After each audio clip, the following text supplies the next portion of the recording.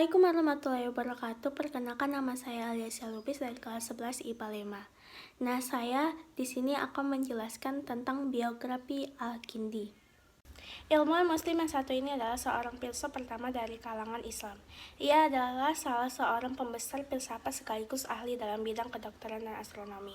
Pemikirannya sangat berpengaruh dari peradaban manusia saat itu. Kemahirannya dalam berbahasa asing seperti Yunani membuatnya menjadi seorang penerjemah buku-buku filsafat dari barat. Nama lengkapnya Abu Yusuf bin Ishaq bin As-Sabbah bin Imran bin Asyad bin Qais Al-Kindi. Nasabnya pada Qatan, berdarah Arab asli. Dalam biografinya, Al-Ahkili mengatakan bahwa dia dilahirkan pada tahun 188 Hijriah atau 804 Masehi. Akan tetapi sebagian sumber mengatakan bahwa dia lahir pada tahun 186 Hijriah atau 802 Masehi. Ada juga sumber yang mengatakan bahwa dia lahir pada tahun 185 Hijriah atau 801 Masehi. Dia dilahirkan di Kufah dan ayahnya adalah seorang pejabat pemerintah pada masa Khalifah Harun al-Rasyid. Secara etnis, Al-Kindi lahir dari keluarga berdarah Arab yang berasal dari suku Kinda, salah satu suku besar daerah Jazirah Arab Selatan. Salah satu kelebihan Al-Kindi adalah menghadirkan filsafat Yunani kepada kaum muslimin setelah terlebih dahulu mengislamkan pikiran-pikiran asing tersebut. Al-Kindi menghabiskan masa kecilnya di Kufah dalam belayan kasih sayang kedua orang tuanya dan di bawah naungan kekuasaan ayahnya. Ketika Al-Kindi masih anak-anak, ayahnya meninggal dunia. Keadaan yatim tidak mengendorkan semangatnya. Dia tetap terus mempelajari berbagai macam ilmu di Kufah, Basra, dan Baghdad. Dia memulai belajarnya dari ilmu-ilmu agama, kemudian filsafat, logika, matematika, musik, astronomi, fisika, kimia, geografi, kedokteran, dan teknik mesin. Kemampuannya dalam bidang filsafat dan penemuannya dalam bidang kedokteran, serta keahliannya sebagai insinyur telah diakui oleh para ilmuwan lain yang hidup pada masanya.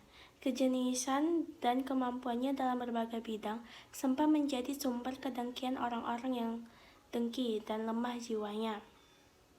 Sehingga hampir saja Al-Kindi dipenjara, dicambuk, dan diboikot. Semasa hidupnya, selain bisa berbahasa Arab, ia mahir berbahasa Yunani. Banyak karya-karya filsuf Yunani diterjemahkan dalam bahasa Arab, antara lain karya Aristoteles dan Plotinus.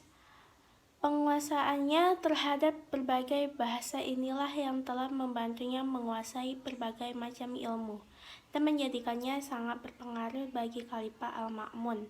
Karena itu, Khalifah mengangkatnya sebagai penerjemahan buku-buku asing yang dianggap penting. Bidang astronomi. Al-Kindi mengamati posisi bintang, planet, dan letaknya dari bumi. Dia memperingatkan dampaknya pada bumi, kemungkinan pengukurannya, penentuan pengaruhnya, sebagaimana yang terjadi fenomena air pasang dan surut yang sangat berkaitan dengan posisi bulan.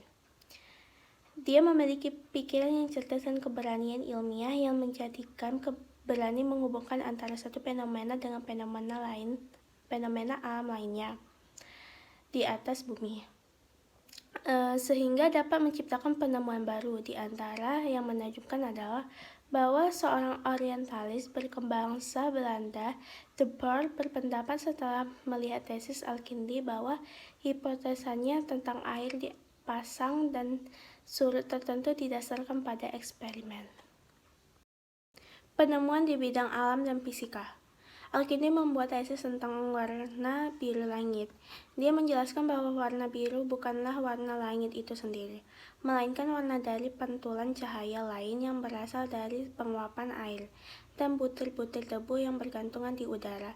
Tesis ini mendekati banyak penafsiran ilmiah yang benar yang kita ketahui pada masa sekarang. Bidang ilmu jiwa. Al-Kindi membagi daya jiwa menjadi 3, daya bernafsu, daya pemarah, dan daya berpikir. Sebagaimana Plato ia membandingkan ketiga kekuatan jiwa ini dengan mengibaratkan daya berpikir sebagai sais kereta dan dua ketentuan lainnya, atau pemarah dan nafsu sebagai dua ekor kuda yang menarik kereta tersebut. Bidang filsafat.